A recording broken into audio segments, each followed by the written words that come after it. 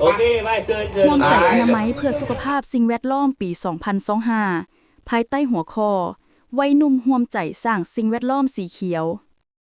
ภายหลังสิ้นสุดงานบุญนมัสการพระธาตุหลวงเวียงจันทน์ของทุกๆปี ทางศูนย์การศึกษาและวัฒนธรรมเด็กร่วมกับสหภาพเอโรปประจำลาว จัดกิจกรรมร่วมใจอนามัย เพื่อสุขภาพสิ่งแวดล้อมขึ้น เพื่อนำพาอาสาสมัครชาวหนุ่ม นักศึกษา สร้างขบวนการอนามัย ที่เดินพระธาตุหลวงเวียงจันทน์พิธีสรุปกิจกรรมดังกล่าวได้จัดขึ้นในวันที่ 6 พฤศจิกายน 2025 เข้าร่วมในพิธีโดยท่าน มาร์ค กาลาเฮอร์ เอกอัครราชทูต สหภาพเอโรปประจำลาว ท่านไซมงคลจันทประเสริฐ ผู้อำนวยการศูนย์การศึกษา และวัฒนธรรมเด็ก มีผู้ต่างหน้าจากองค์การ กรม ศูนย์ อาสาสมัครบรรดาโรงเรียนที่เกี่ยวข้องเข้าร่วม ในโอกาสดังกล่าว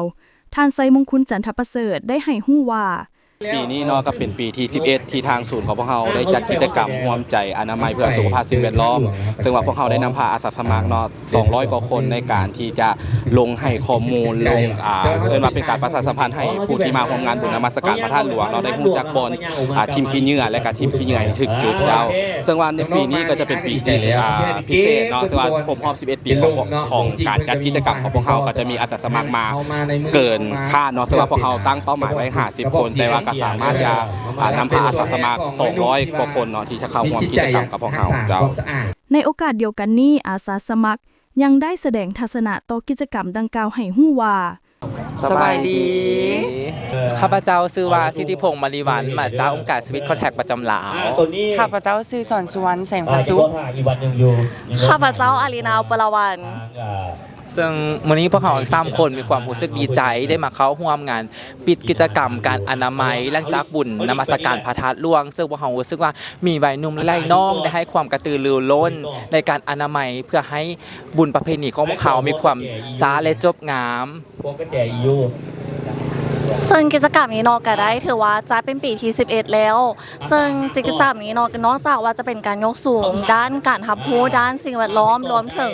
ก็เป็นการที่ว่าได้มีการร่วมใจกันของน้องอาสาสมัครวัยหนุ่มเนาะรวมถึงผู้ที่ว่าเกี่ยวข้องเนาะที่ว่าสิได้ความกันในการรักษาอนามัยพื้นที่ที่ว่ามีความสำคัญในการท่องเที่ยวของประเทศเราก็คือเดินพระธาตุหลวงซึ่งช่วงในบุญเนาะก็ถือว่ามีขี้เหงื่อหลายแฮงแต่ว่าหลังจากบุญแต่ละคนอาจจะยังบ่เห็นเนาะว่าขี้เหงื่อมันมีหลวงหลายสำใดแต่ว่าก็ได้พลังจากน้องๆอาสาสมัครเนาะวัยหนุ่มมาช่วยกันในการที่ว่าเฮารักษา